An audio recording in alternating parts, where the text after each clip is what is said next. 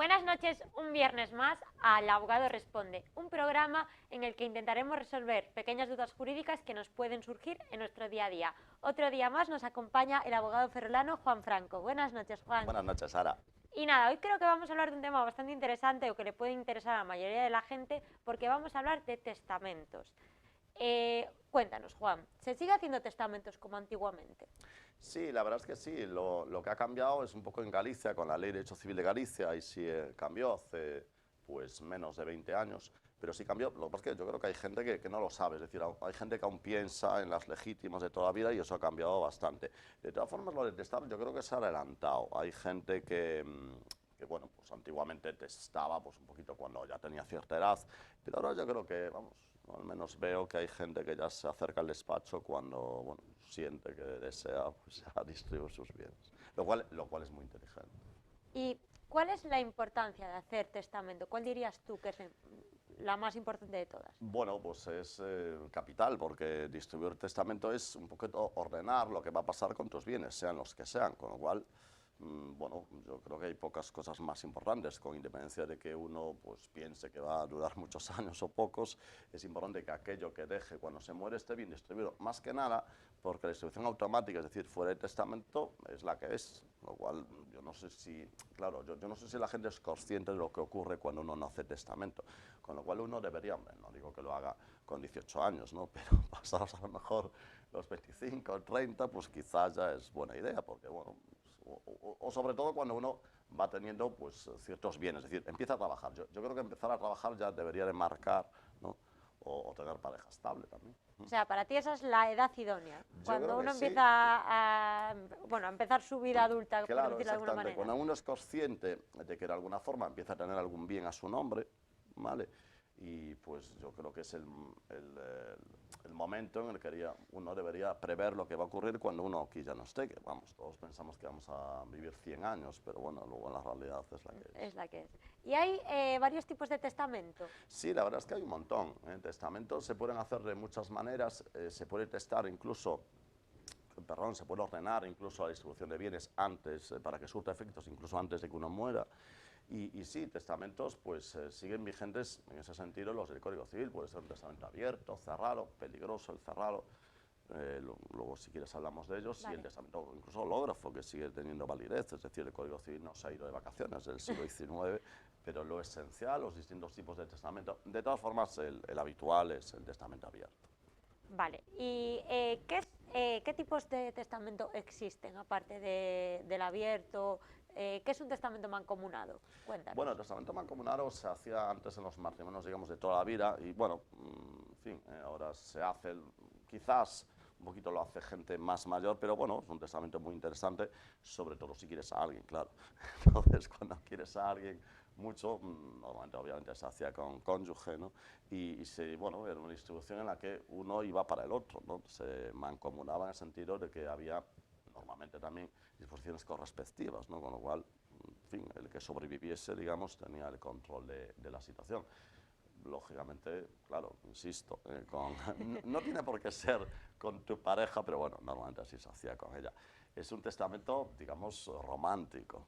Sí, es para cuando las parejas duran toda la vida, ahora Exacto. Eso lo vemos un poquito menos. Ahora hay muchos divorcios, con lo cual, pero bueno, de todas formas hay que aclarar, yo creo que todo el mundo lo sabe, que uno puede hacer infinitos testamentos a lo largo de su vida, no es que haga uno todos los meses, pero bueno, pero que uno se puede efectivamente efectivamente arrepentir y bueno, pues ese tipo de cosas incluso suelen tener efectos solo pues en el caso de que uno no se divorcie, claro, ni siquiera hace falta, en muchos casos ni siquiera pasar por la notaría. ¿Y un testamento por comisario, en qué se diferencia del mancomunado? Bueno, el testamento por comisario es cuando se deja pues, a la otra persona que distribuya, digámoslo, los bienes. Es interesante, porque en el sentido de que, bueno, pues digamos que se le encarga, ¿no? Algo tan delicado, ¿no? Como es la distribución de bienes que se le encomienda. Entonces, bueno, digamos que si uno designa al otro cónyuge como, que es lo habitual por comisario, digamos que si le sobrevive puede ver un poquito, ¿no? Cómo es el comportamiento de los herederos y ahí cambiar un poco las cosas. Bueno, no deja de ser pues una variante, digamos, del mancomunado, es decir, tener fe, bueno, en fin, digamos, querer tanto a la otra persona que confiarle un poquito, pues normalmente obviamente es para distribuir a hijos, claro. y mejorarlos a unos u otros. Es que el tema de las legítimas ha cambiado tanto, yo no sé si la gente es consciente, porque yo creo que yo escucho a gente que sigue con el chip de que hay una legítima en un tercio, hay una mejora otro tercio, y que digamos lo único que puede uno dar a quien le dé la gana es un tercio de toda la herencia, pues esto ha cambiado una barbaridad. Y vamos a hablar un poquito también de los pactos sucesorios, que es algo bastante común. Cuéntanos un poco acerca de ellos. Bien, los pactos sucesorios consisten en que uno hace, pues eso, acuerdos con algunos herederos, en el sentido de mejorarlo e incluso la apartación, ¿vale? En eso, bueno, pues consiste, digamos, en que a lo mejor quiero no excluirlo, pero sí, digamos, de lo que es la distribución final, y llego a un acuerdo con un heredero concreto por unos bienes que, ojo, es libre el acuerdo, ¿no? Entonces uno lo aparta, por ejemplo, un pacto, por ejemplo, sería el de apartarlo o mejorarlo, puede ser en un sentido o en el otro, y llega a un acuerdo con él por escrito, que bueno, pues es interesante porque, bueno, de alguna forma queda fuera de lo que va a quedar luego. Puede ser bueno o malo, eso depende, eso...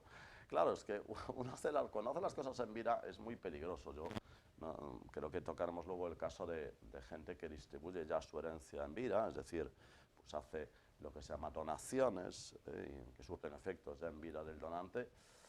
Yo ahí a veces las veo peligrosas, se hace pues con mucha frecuencia pues para evitar problemas en el futuro, pero el que puede tener problemas es el propio donante, porque salvo que lo haga bien, yo siempre aconsejo a todos los que pretenden hacer una cosa así, que lo hagan siempre con reserva del usufructo, porque yo he visto más de un caso en el que se donan, no partes, sino incluso todos los bienes, y luego lo que ocurre es que el comportamiento de los donatarios, de los que lo reciben, no es el ideal. Claro, es que, a ver, el ser humano es fastidiado, entonces, Bastante. claro, no todo el mundo es como parece, no todos somos como parecemos, con lo cual, el darle la propiedad plena a una persona de toda una herencia es peligroso. Es peligroso porque además encima, salvo casos muy concretos, pero en general es irrevocable. Con lo cual, bueno, te has desprendido de una propiedad. Entonces, bueno, con restar de usufructo no lo veo mal, ¿no? En ese sentido, bueno, pues sí, yo que sé, una casa, ¿no? Te reservas el uso. Hay muchas formas, de todas formas, de disfrutar el uso. Yo creo que lo hemos comentado en algún programa, que en este país está muy sobrevalorado la propiedad. Es decir, en muchos casos lo interesante es el uso. Muchos testamentos, pues la gente está a lo mejor ofendida o molesta porque le dejan a uno la propiedad y a él solo usufructo, pero si lo interesante es lo usufructo. Exactamente, exactamente. ¿Y qué es el vitalicio? Y cuéntanos también si es válido simplemente de forma privada, o sea, como un pacto privado. Muy interesante. Vamos a ver, el vitalicio es una figura en la cual pues, se hace con cualquier persona, da igual la relación que tenga, y en el cual será la propiedad de unos bienes a cambio de que dé alimentos. Pero ojo con los alimentos, que no es lo que parece, no es solo que le alimenten, no, en los alimentos lo define el Código Civil, pues llega a ser el sustento, pero también sería habitación, es decir, cobijo, digamos, vestimenta, digamos, atención médica y, ojo, incluso el Código Civil prevé cuidado afectivo. Entonces, todo eso va en el pack de alimentos, ¿vale? Con lo cual, bueno, obviamente, eso hay que también tener cuidado de que efectivamente se ejecute correctamente. Es interesante porque, lógicamente, pues, cuando las personas van teniendo una edad, pues llega un momento que uno es lo que pretende eso, ¿no? Entonces, bueno, pues si alguien le da la propiedad y recibe todo eso a cambio, está muy bien. Lo que pasa es que, repito, también que hay que hacerlo bien.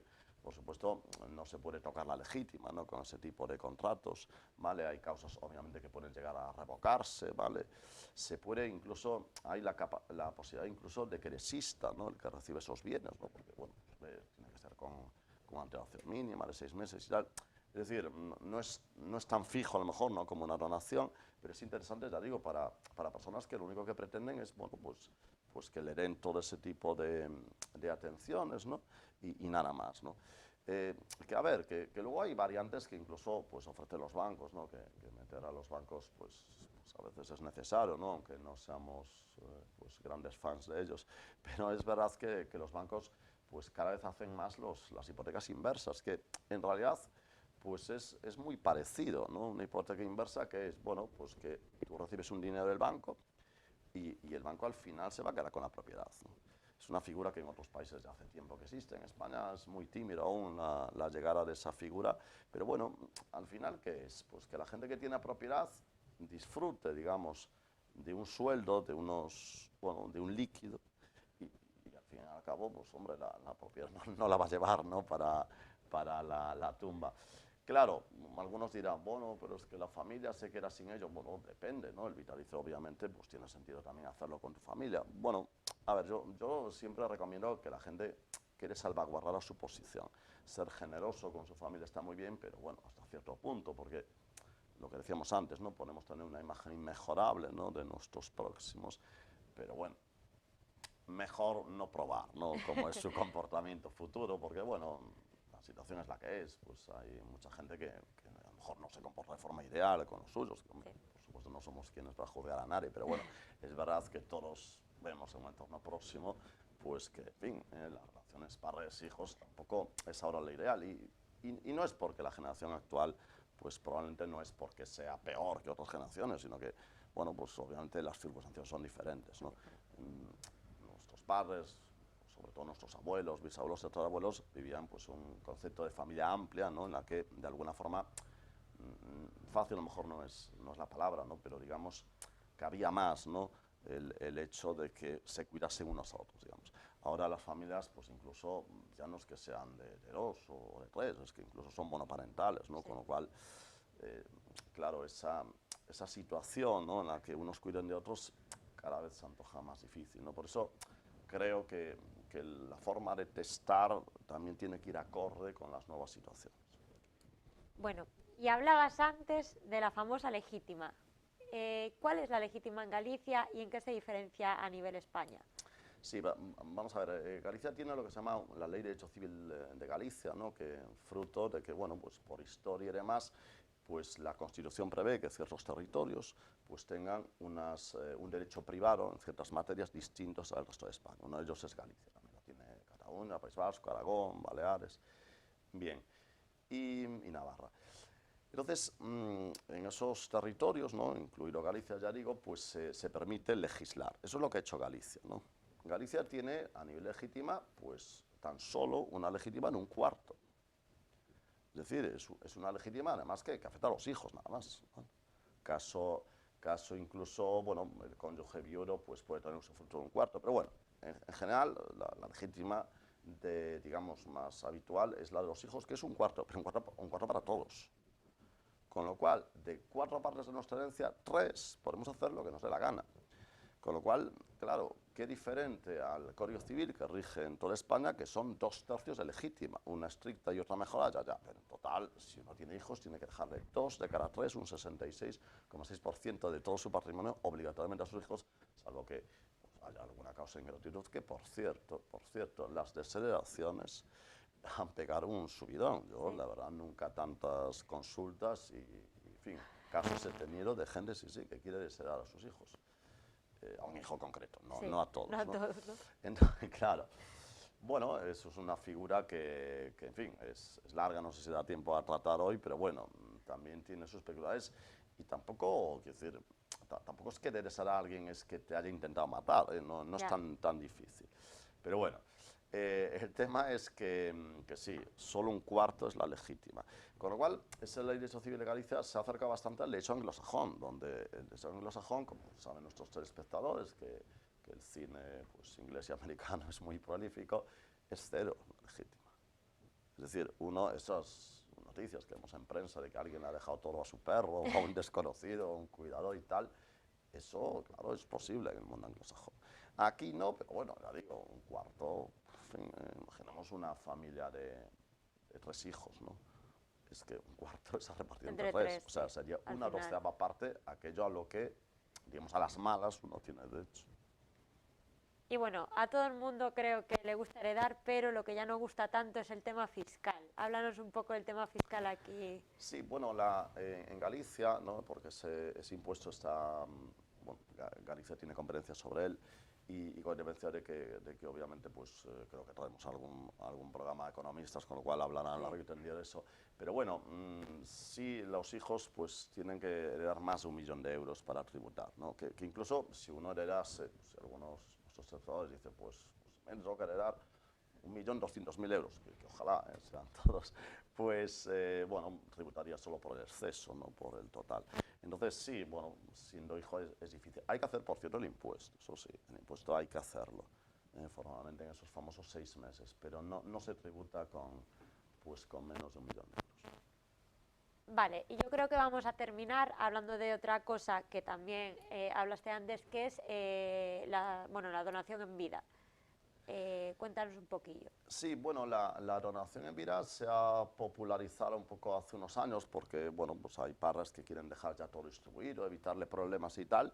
Y bueno, está bien, a nivel tributario tiene el mismo tratamiento que la donación mortis causa, ¿no? O sea, que la transmisión mortis causa, es decir, que la transmisión por herencia. Y bueno, pues sí, se hace, pues digamos, con cierta frecuencia porque permite heredar, pero ojo, a ver, permite, digamos, ordenar la sucesión, pero no se puede atacar las legítimas, es decir, no es que rija otro concepto de legítima en vida y otro mortis causa. Las donaciones, si son excesivas a alguien que tiene hecho a legítimo o no, si exceden lo que uno puede, por supuesto, también se puede impugnar. Luego iría a colación. Entonces sí, la donación, bueno, pues sí, es perfectamente posible, eso sí, debe hacerse en testamento, en testamento, perdón, en escritura pública. Hay que aclarar que yo creo que todo lo que hemos hablado hoy, si no recuerdo mal, sí, todo es por escritura pública, es decir, No no valen cabe. patos privados aquí. Claro. A ver, hay muchos telespectadores recordarán que hay un testamento hológrafo que se puede hacer en papel, pero bueno, ojo, es complejo porque, a ver, el testamento hológrafo le pasa igual que el cerrado, tiene unos requisitos muy rígidos, con lo cual hay que hacerlo bien, si no, no valdría, No con lo cual, por eso la gente lo que sigue haciendo es testamentos abiertos y bueno, últimamente sí que se está popularizando el tema de la sucesión en vida, digamos, ¿no?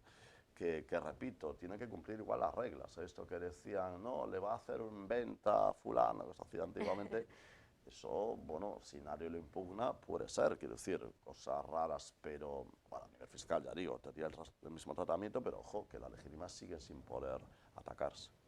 Bueno, pues creo que ha sido un tema muy interesante. Quizás continuemos un poquito otro día con temas de herencias.